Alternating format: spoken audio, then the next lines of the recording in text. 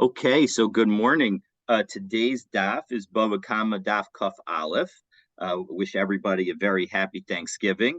And I'm very thankful that we had the opportunity to learn Bava Kama together. It's certainly one of my key things that I am thankful for this Thanksgiving. We are in the middle. I'm going to share my screen and get started. So we are in the middle of the discussion about the interesting case where one benefits and the other doesn't lose. So one benefits from the assets of another.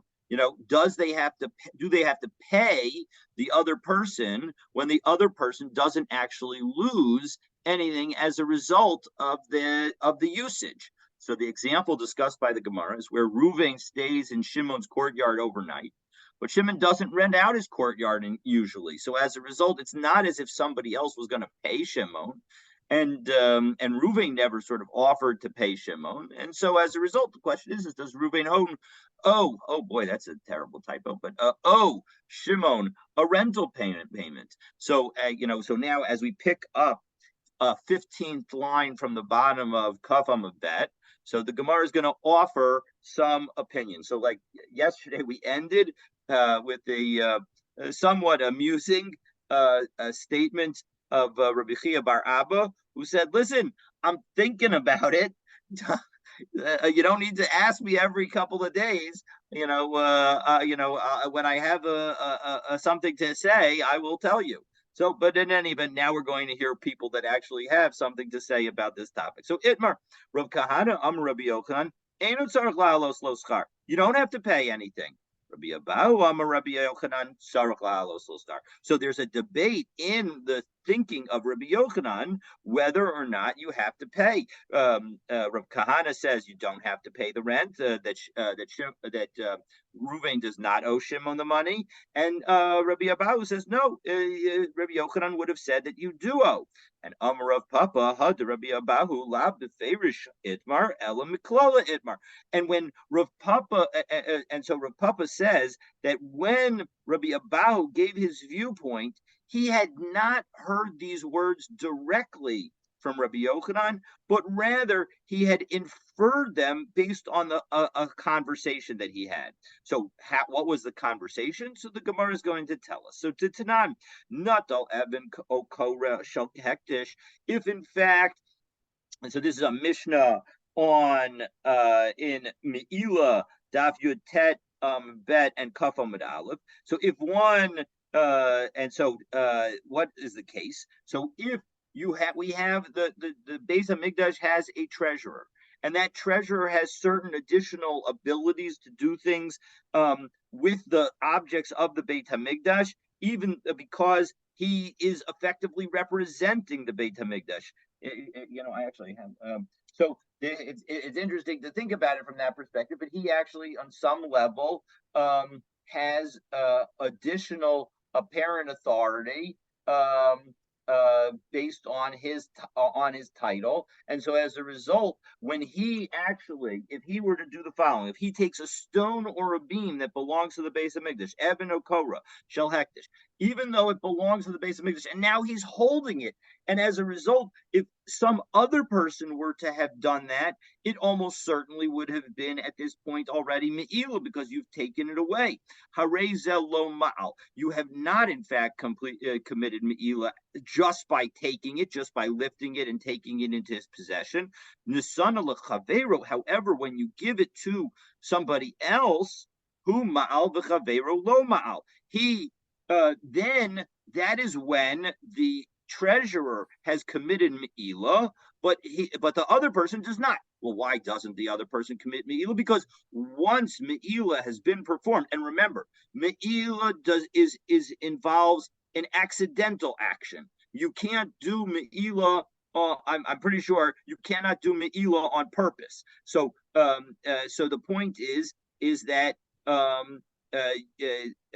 as soon as the other person now has the object, once me'ilah has happened, it's effectively no longer property of the Beis Hamikdash and needs to be replaced by the person who performed the me'ilah, who did the me'ilah, and is no longer subject to further me'ilah. So that's why the other person won't be mal. But na'a l'tok beito. Now, or alternatively, if the treasurer builds this into his house, so even when you build it into your house, you have not committed me'ilah until you've lived underneath it the value of a shavapruta, the value of a shavapruta. So what does that mean? It means that when you dwell, so that we'll see the analogy in a moment, but when you dwell underneath it, there's a value to having that stone or beam in the roof of your house. And as a result, that's why you're going to have performed me'ilah, because it really, otherwise it's still the same stone. And that's why Shmuel makes the following clarification. V'amar Shmuel, v'hu shehinicha al pi aruba. We're talking about is where you're putting it on top of an opening, a roof opening, basically a skylight. The point is that when you use it to cover the skylight, you're not actually changing the object, and so as a result, you're not chiseling it and fitting it in, and so as a result, there's no action of ownership associated with it, because if you make a change, then that would be considered something, as Rashi says in the third wide line of Rashi, in the third of the middle wide lines of Rashi, but you didn't fix it into the structure. Because and therefore you didn't have to make a change to the stone or the beam. Because if you had made a change to it, then the following would not be true. And as a result, because you didn't make a change, that's why there's no me'ilah until you live underneath it. If in fact you had lived underneath it, if in fact you had made a change to it, there would be me'ilah immediately, because you would have effectively taken ownership of the item. So Rabbi Abahu, was sitting before Rabbi Yochanan, and he told over the halacha in the name of Rabbi Shmuel, of Shmuel, and he said Zoso Meris, and as a result, he reached the following conclusion: Hadar b'chatzer chaveru shalom midato tzarich lalos l'skar. Doesn't this show that if you live in somebody else's courtyard without permission, that you have to pay them? Because after all, think about it: the Beis Hamikdash has no knowledge and has no care about the usage of the stone. And so as a result, there's no loss to the Beis Hamikdash from the stone serving as the covering of the skylight. And so and yet we say that when you've used a pruta worth, you have to pay for it. It's as if you were ma'al, and therefore you have to pay for the whole thing. So and so therefore, similarly, when somebody dwells in your residence without permission and without your knowledge, and even though you may not have any physical loss associated with it, you need to pay rent. And Rabbi Yochanan did not respond, and it highlights that it's important to respond when you don't agree, because Iu Sabar Midishasik Modele, because Rabbi Abahu understood that Rabbi Yochanan was agreeing with him by his silence. Velohi, but it wasn't the case. Ashkuchi lo ashkachbe. He just wasn't paying any attention. And so as a result, it's important to pay attention to what's going on around you. The Kid Rabbah, and because after all, Rabbi Yochanan was thinking like Rabbah.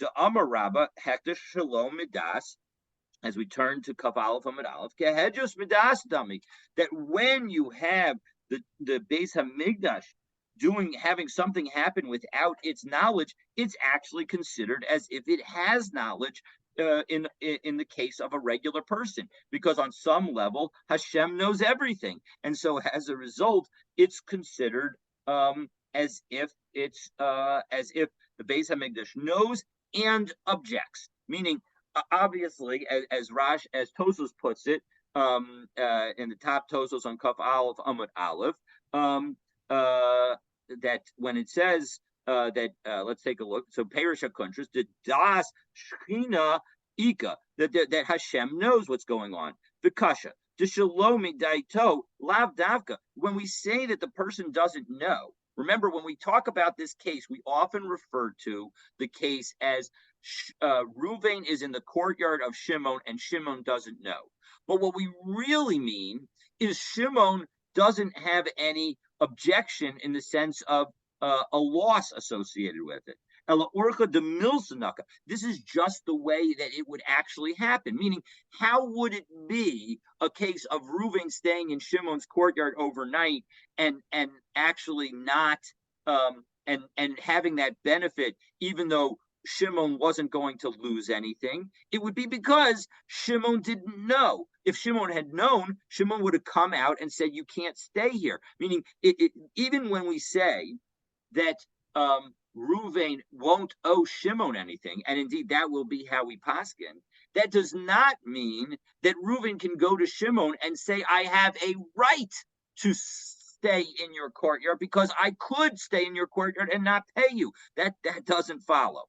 All right, the huadun medaito, and so the point is that that's when we say that you have the knowledge, it doesn't mean just literally the knowledge, elanira kehedjot midatami, but rather when we say that Hashem had knowledge, we're meaning it the same way that when we say that a regular person had knowledge. Kolomar the daschina ika shelo yana adam below meila, that the knowledge of Hashem is such that nobody should be able to benefit from the Beis Hamikdash's property without actually performing Me'ilah. That's the way that if you're going to do it, that's going to end up being Me'ilah. And so that is the key piece. And so now we again, even though Rabbi Abahu had an argument that you do need to pay rent, we've seen that Rav Kahana says you don't need to pay rent, and we've seen that Rabbi Abahu's logic turns out to have been faulty and was not, in fact, what Rabbi Yochanan thought. So now we're going to find the viewpoint of Rav Huna, who unfortunately passes away before he could answer, but we end up hearing his son's view, his son's take of his father's view. So Shalach le Rabbi Abba bar Zavda lemarim bar Mar, b'minei Rav Huna. So Rav Abba asked Mari to please ask Rav Huna. Do you have to pay in the situation we're talking about or not? But unfortunately, in that time period, Rav Huna passed away. So Amrle Rabba bar Rav Huna. So Rabba bar Rav Huna comes to the rescue. Hachi Amar Abba Mari. This is what my father, my teacher, said. Mishmei de Rav, in the name of Rav. You do not have to pay. But if you rent a house from Reuven, you need to pay Shimon. Whoa, I'm sure this is the question that you're all thinking. Shimon Mayavinte. What are you talking about? The person, the dweller, having to pay Shimon. Reuven was the one who rented him the house. Where did Shimon get involved? Hachikamar. No, this is what the second statement is intending to say. Nimsa habayas shel Shimon ma'alalo schar. If in fact Reuven was charging the guest rent, and now it turns out that the house doesn't in fact belong to Reuven, but in fact belongs to Shimon, that rental payment needs to go to Shimon. So Tarti, these seem to be two conflicting rulings, because one says that you don't have to pay rent when you have zenen evizelo chaser, and the other one seems to be saying, again, we're assuming at the moment that Shimon is when one rents a house from Reuven and pays rent to Shimon, it's a case also of zenen evizelo chaser, and yet we say that you have to pay the rent to Shimon. So no, hay dekaimi la'agra. No, the case is different because the question is the nature of the space. Is the space for rent or not? In the case of you don't have to pay rent, that's talking about where the space is not for rent. But if, in fact, in the case where Reuven tries to rent out Shimon's property to somebody, that's a case where the house was the space was for rent. And so as a result, when it turns out that the person is in fact occupying the space of Shimon, Shimon gets the rent, not Reuven. So Itmar Nami, and we have another case that is very similar that was reported along the same line. So Amar Rabbi Chia bar Avin Amar Rav. So Rabbi Chia says in the name of Rav, Amri La Amar Rabbi Chia bar Avin Amar Rav Huna, and some people say it was in Rav Huna, so it would be essentially two two degrees of separation from Rav, because Rav Huna was the one, as was reported by Rav, the son of Rav Huna. Rav Huna was saying it in the name of Rav. So Hadar shalom midaito loskar. You don't have to pay money if you are living in somebody else's property without their knowledge, meaning without their knowledge, and it's not for rent. But if you rent a house from the people of a city, you have to then pay to the owner. Now again, what did the owners do? Meaning, at some point, you've suddenly introduced owners, but the townspeople were the one who were charging the rent. So hachikamar. So if you find out that there are owners, well, then those are the ones you have to give the rent to. Well, again, Tarti, it seems like this situation also involves two different rulings, because in the first case, you don't have to pay rent when the person doesn't know. And in the second case, the owner didn't know. So because after all, he went and rented it from the townspeople, not from the owners. So as a result, the owners didn't know. And yet you do have to pay rent. So Tarti, it seems like they're conflicting. And again, hide the kaimala agra, hodelo kaimala agra. No, when the house is for rent, so then that's where you're going to have to pay the owner, whoever it is. And when the house is not for rent, well, then that's where you won't have to pay. So Amar Rav Schora, Amar Rav Huna, Amar Rav. So this again, Rav Schora now says in the name of Rav Huna, said in the name of Rav. So Hadar b'chatzer chaberu shalom midaito ein tzarech lahalos lo schar mishum shene'amar u'she'iyah yukar yishar. That through destruction, through desolation, we're going to break the gate. So what in the world does that mean? So thankfully, Rashi is going to now explain to us what this pasuk, or how this pasuk is being read by Rav Schora, to tell us the fact that that one who lives in somebody else's field without permission is going to not have to pay rent. So let's take a look at Rashi. 1, 2, 3, 6 lines down in the narrow lines of Rashi. Shenemar ushiya yukarshar. So and so this again, it literally means through the desolation, the gate is broken. So shade shishmo sheiyah. That this is actually, when we say desolation, we actually are referring to some kind of demon. So Makta Shar, and that is going to break the gate, Shar Bias, the gate of the house. She'ain b'nei Adam Darimbo, because people don't live there. So on some level, this is the shade of entropy, that if in fact you just allow a house to sort of go unoccupied and unused, it falls apart. But yet, in this viewpoint, if somebody lives there, well, then that will prevent the shade from undermining the house. And as a result, there is some benefit that effectively the person who is renting, who is taking over the property without permission, is giving to the owner. And so as a result, we're going to say that on some level we're not, and therefore we're not going to charge that person for providing that good. We'll essentially say it's an even Steven deal. So Amar Mar Barav Ashi Ledidi Chazile Umnagach Kisora. I actually saw this demon working, and it was like it was goring like a bull, like an ox. And so as a result, that's the I can understand completely why, if somebody's living there, that will be helpful. Yosef Amar Besa Miyat Yosef. No, a house that's that you live in is livable. So what does that mean? So take a look at Rashi a few lines down from where we left off. Besa Misva Yosef, Bayashahu Miyushav Bediras B'nei Adam, Yosef Yoshvo Kiyim. That when a person is living in a house, it remains in its habitable position. Lefisha hadarim betocho roan mashu tzarich, because the people who live there see what's needed to be done, umetaknenoto, and they'll fix it. So in sort of consistent with the famous phrase of a stitch in time saves nine, the point is that you when you have somebody living there, small problems get solved and they don't become big problems. So my binayu, what's the difference between these two viewpoints? So ika binayu, there is a very key difference where where the point is somebody is using the house not to live there, but for wood and straw.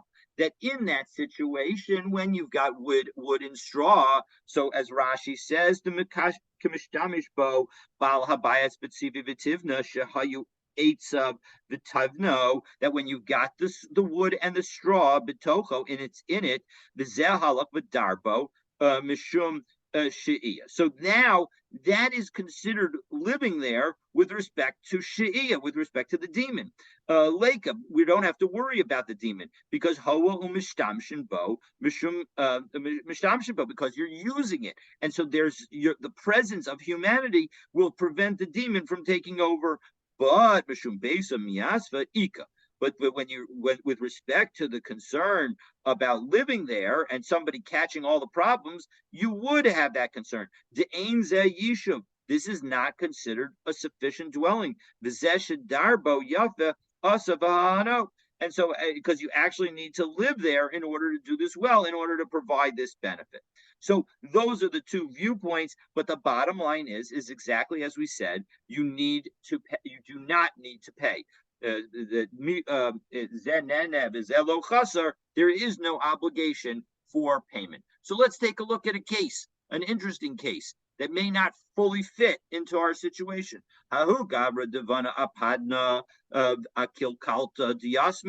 So somebody built a nice, beautiful house, a mansion, let's call it, on the dump of the orphans. So a place of destruction of the orphans. So Agbe Rav Nachman la'avti and Rav Nachman took the mansion away.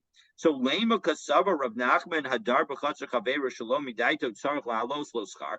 Doesn't this show that Rav Nachman says that that if you live somewhere without permission, you have to pay rent?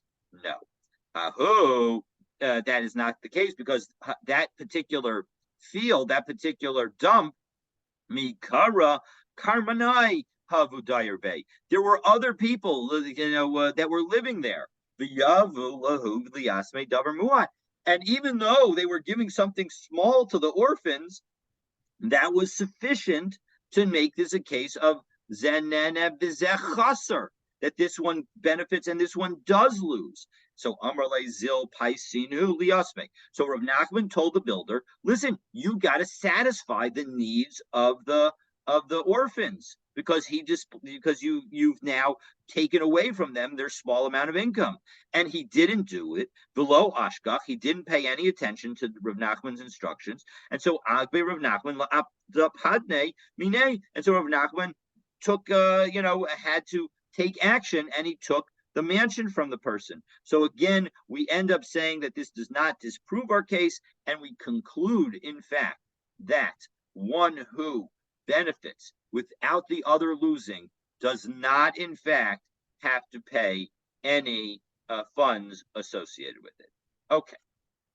So we now head back to our Mishnah, and our Mishnah had said, Ketzan Mishalemes Mashanenis, that, there's what's the case where you have to pay what's the benefit? And we distinguish between when the food is in the middle of the street, that's where you need to pay. You don't owe the full value of the food, but you're going to need to pay the value associated with the benefit of the food. But when it's on the side of the street, then we're going to say that no, you have to pay full damages. So what's the story? Why is it that on the side of the street, we're going to say that you have to pay damages?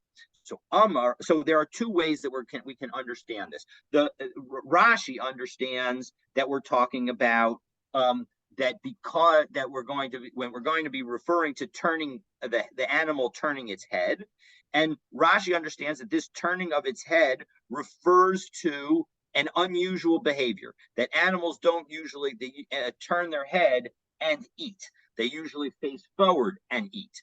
And so that's the Rashi's understanding. And in this understanding, maybe we can say that in fact we're talking about a situation of Keren, not of Shane. That it's effectively an unusual damage, and so potentially you would be obligated at 50%, and even in the main thoroughfare, even in Rishus Harabim, you would be liable. On the other hand, Toso says that doesn't make any sense. Rather, he wants to understand that we're talking about Shane, that the actual aspect of eating, because that's what our Mishnah is about, and therefore he says that what we're talking about in this situation is a case where the animal's body is in Rishus Harabim, but the food that it's eating is in Rishus Hayachid. And so as a result, when we say that it's turning its head, it's moving its head into Rishus Hayachid. And so maybe you might think, as we saw before, that maybe the halacha should follow the location where its body is. And instead, we're going to see that at least some say that we're going to follow where the food is. So that's the two views of Rashi and Tosfos. I'm not going to go through each time to explain each, but I think it will be pretty clear as we go through. So Amar Rav Uvamachazeres. Rav says that the situation where you're liable for the food on the side of the street is where the animal has turned its head. Ushmuel Amar Afilu Mamachazeres Nami Potter. But Shmuel says, no, turning your head alone is not enough. You would still be exempt from paying damages. Well, in that case, what is the case of liability when we refer to side of the street in our Mishnah?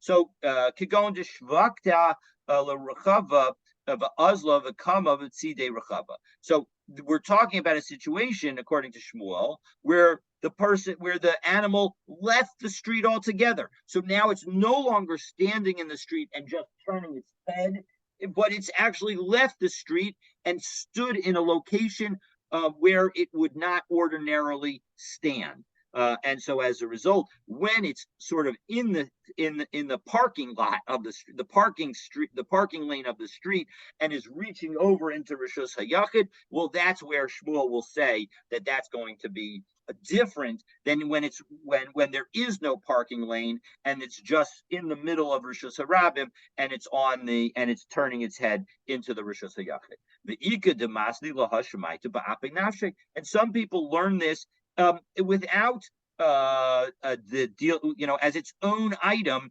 without dealing with our Mishnah. The Machazeres, when you have a case where an animal turns its head to get food, so Rav Amar Chayeves, Shmuel Amar Petura. Rav says you're Chayev, Shmuel says you're not. L'Shmuel Mishalemes Masha Hizika Heiki Mishkachas La Demachayva. Well, 1 second, we still have the question: how do you find the case where the owner of the animal is liable, where the food is on the side of the Rishus Harabim? So what's that case? And again, it's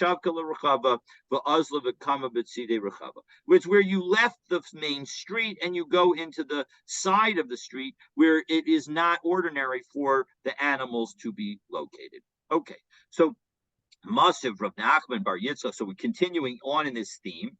Rav Nachman Bar Yitzchak challenges and asks the question: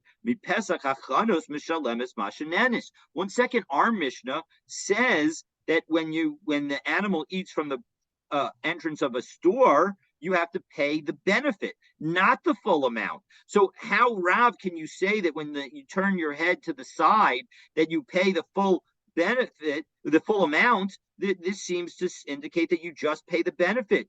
What's the difference between the entrance of a store and and the side of the street? So Heiki Mishkachasla.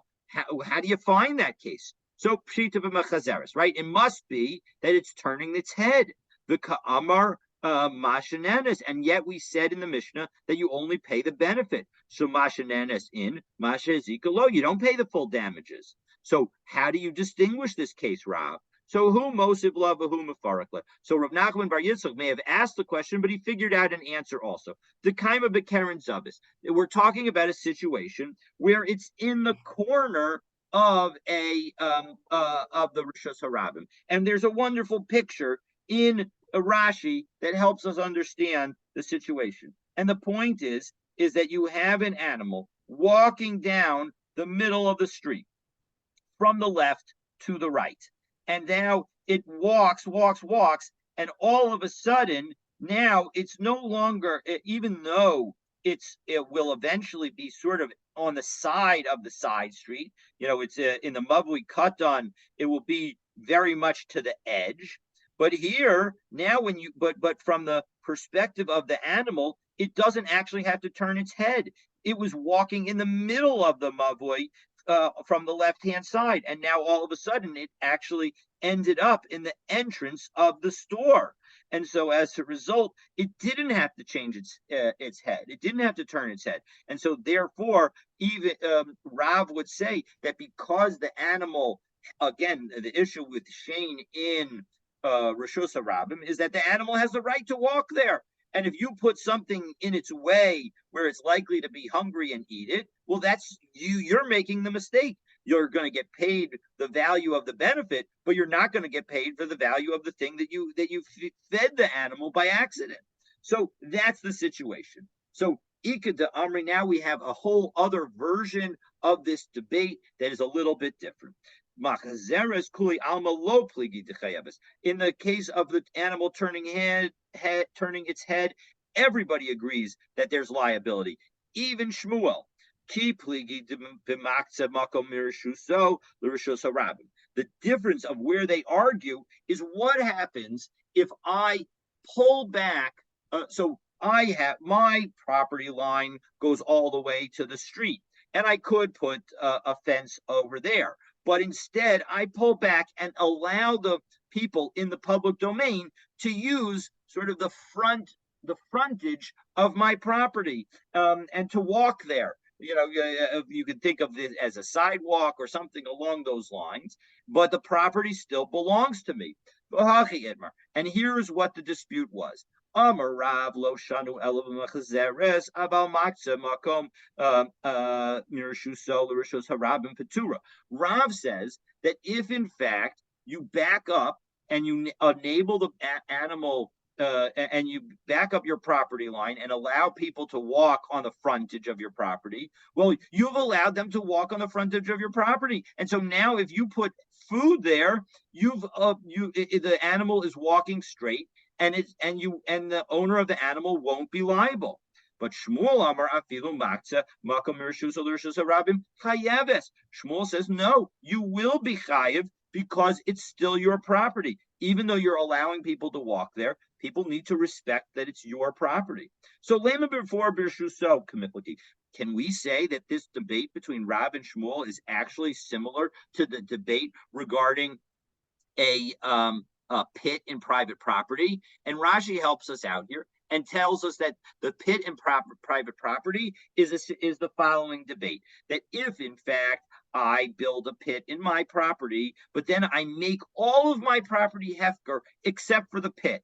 And what's the logic of making the pit not hefker? The point is that if you happen to be walking along, your animal with you, and you walk, and all of a sudden your animal falls into the pit, I will argue that I'm not liable because this is not a pit that I dug in Rishus Harabim. This is a pit that's in my Rishus, and you don't have any rights to go into my pit.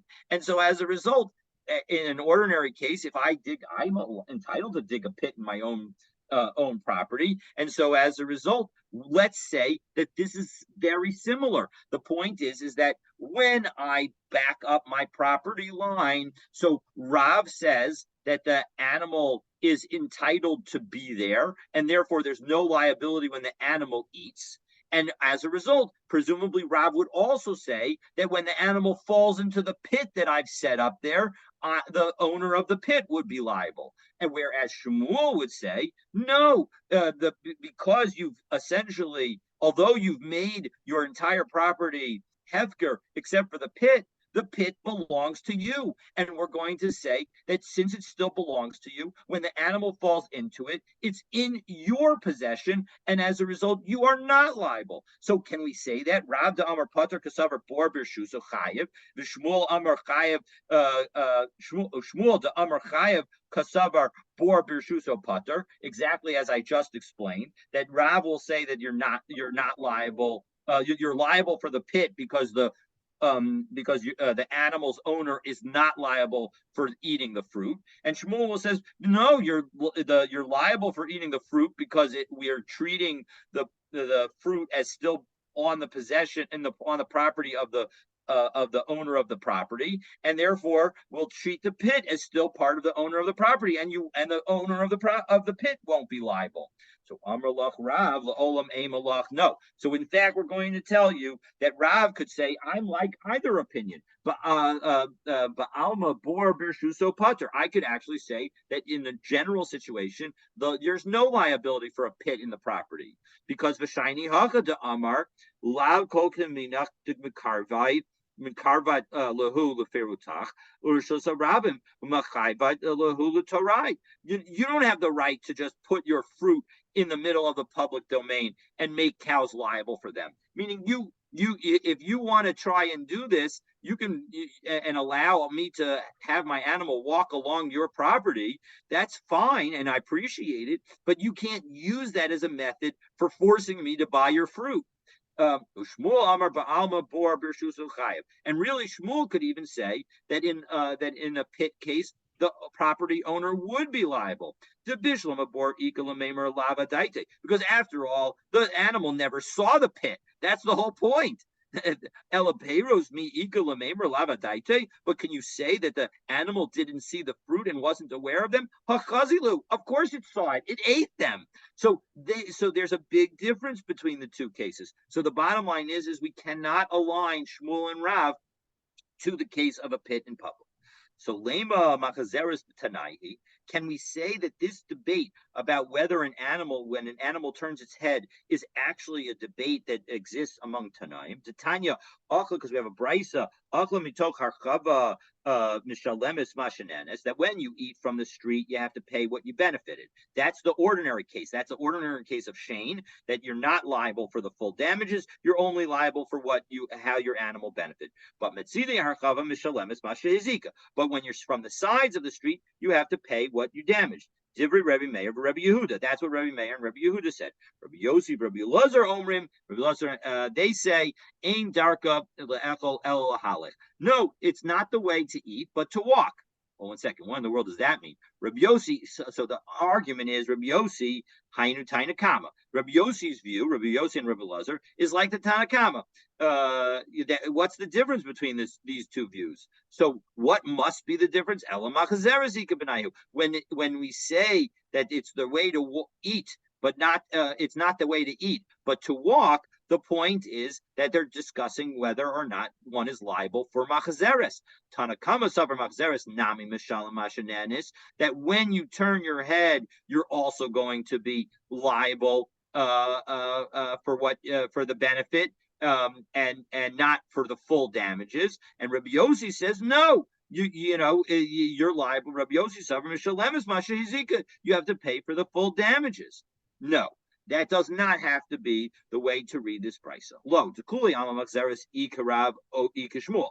Actually, this brisa could tell us nothing about whether we say machzeres is liable as Rav does, or not liable as Shmuel does, but rather this is all about the following. What they're arguing about is what is the definition of beer, of consuming in the field of another. Because as you know, in order to be liable for Shane, you have to be considered in eating in the field of the other person. Usually, we have understood this to mean the field of the damaged party. Mar sabar ovir b'stei acher v'lo b'rshos harabim. So the Tanakama says that when it means you consuming in the field of the other, it excludes the public domain. And therefore it has to be the field of the damaged party. Whereas the other person says that the second view would be no, you have to, when you have to pay for the damages in the field of another, it means not in the field of the owner of the cow who is doing the eating. And as long as you're not in that field, you'll be liable. And so as a result, even in Rishus Harabim, you would be liable. My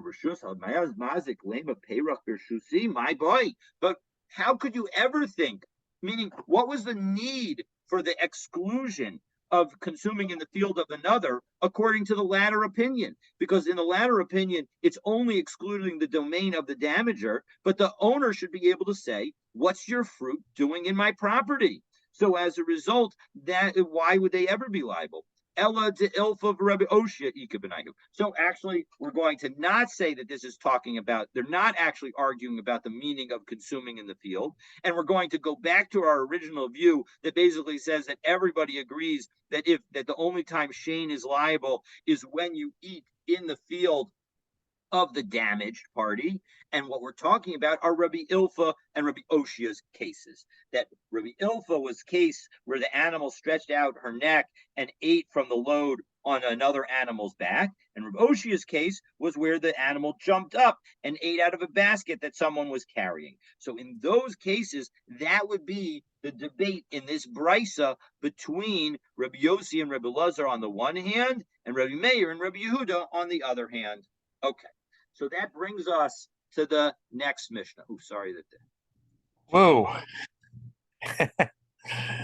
What was that? Woo. Yeah, woo is right. So we've now covered very interesting cases of Zenen of Zelo Chaser, and we've covered the case of the animal turning its head. Again, either according to Rashi, it means literally turning its head, and it's just an unusual way to eat, and therefore it's more like Karen, and you'd probably be liable 50%. Or it's dealing with Tosas' situation. When we say turn your head, it means turn your head into a Rishus HaYachid that is adjacent to Rishus HaRab. So now we're going to talk about, we just reference Rabbi Oshia. Again, Rabbi Oshia was the jumping case. And now let's talk about other animals that are going to do jumping. If you have a dog or a baby goat, a kid, that jumps off of a roof, and breaks some utensils that are below it, you have to pay full damages. This is because they're muad. This is a typical thing for those animals to do. It's sort of, I think presumably these roofs were probably a little bit lower than our roofs are. And so as a result, then that probably explains why they'd be more likely to jump. But in any event, People were shorter than. Yeah, people were shorter. That's why I'm saying that. Exactly. Yeah. So I think that's probably a bit of it, because I don't think dogs and goats are actually that likely to jump from roofs today. But in any event, in that time, it was something that they would be likely to do. And so if that is essentially a concept of Shane and Regel, that it's, I guess in this case, it would be more Regel, that it's something that they regularly do. So Vakelev Shanato Harara, and so therefore they'd be liable for the full damages of anything that the dog were to land on or the kid were to land on, because the owner of the dog and the kid needs to watch out to prevent their dog or kids from getting on top of the roof in the first place, so that they would have the desire to jump. What about a dog who takes a biscuit that was baking out of and brings it over to a stack of grain, to a haystack, and he eats the biscuit, but it's so hot that it causes the stack to catch fire. With respect to the biscuit, it's going to have to pay full damages, because that's a typical thing for it to do. And when it comes to the stack of the haystack, it's going to have to pay half damages. So, time of the kafza. What's the reason that we are going to have the liability? Is because it jumped. Hanaflu putter. That suggests that if in fact the animal had just fallen off the roof and broken the utensils that were below it, there would be no liability. Alma kasavar, this shows that if you begin an action with negligence, meaning you were negligent and allowed, as Rashi explains, you were negligent and allowed your animal to climb onto the roof. The sofa bonus, but in the end, the animal didn't jump. It didn't do the usual thing, but rather it fell off. So it ended with something that was an unavoidable occurrence. So putter. In that situation, you will be exempt because that's what our Mishnah suggests. So isn't that true? And Tanya Nami Hachi. In fact, we have a brisa that says exactly that. If an animal jumps off the roof and breaks vessels, you have to pay the full damages. Naflu, but if he falls, Peturin. If the animal falls, then it's completely exempt and not liable at all. So that makes sense according to the viewpoint that says that if you begin with negligence and end with something that was an onus situation, you would not be liable. But there's another viewpoint. How does a person who says that situation still results in liability explain our Mishnah and the and this brisa? So kagon de makarve chelim legabe koto. So we'll explain it by saying that we're dealing with two kinds of situations. One is where the animal jumps, and so therefore where the animal jumps and the vessels are at the jumping distance, well, then that's where you're going to have liability. But when we say that in an ordinary case that there's no liability, we're talking about a situation where the vessels are against the wall. That if in fact the dog or the baby goat were to jump, well, then the animal would not have fallen on them. So therefore,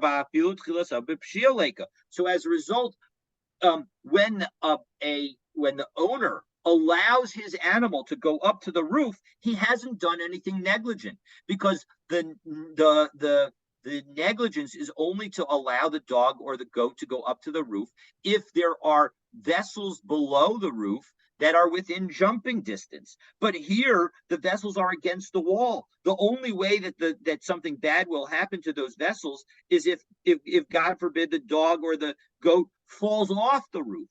And so as a result, and that's not a common occurrence. That isn't something that the owner of the animal needs to be worried about. And so therefore, in that situation, that would not be a situation of liability. And that's what we're talking about in our case. And so therefore, if the animal falls, there will not be liability. So in a situation where you have vessels against the wall and further away, if the animal jumps onto the vessels and breaks them, the owner of the animal will be liable. Whereas if the animal falls and lands on vessels that are against the wall, the owner of the animal will not be liable. And that is true even according to the one who says that when something begins with negligence and ends in ones, you're not liable. Because in fact, I'm sorry, you are liable. Even according to the one who says that where you begin with negligence and end in onus, you are liable. In this situation, you will not be liable, because the vessels that are right beneath the edge of the roof, where the animal would not land on if he jumped, those vessels are not. You didn't need to worry about those vessels when you allowed your animal to climb to the top of the roof. Okay, so Amarav Zvid Mishmei de Rava, Pamim Shafilu Naflu Nami Chayiv. There will be times where if the animal falls, you will also be chayiv. Mishkachas Labakoto Re'ua, for such as when the wall is in bad shape. We saw this with respect to had the word re'ua in connection with the ladders, and now we're dealing with walls that are not stable. And so my nihu, one second, you just said that if the wall's unstable, you're not going to be liable. I'm understanding that as meaning the following. What's the case? Because the person who has the wall should have been concerned about the wall collapsing and breaking something because a brick is going to fall. But so lo nafal arche v'nafal inhu.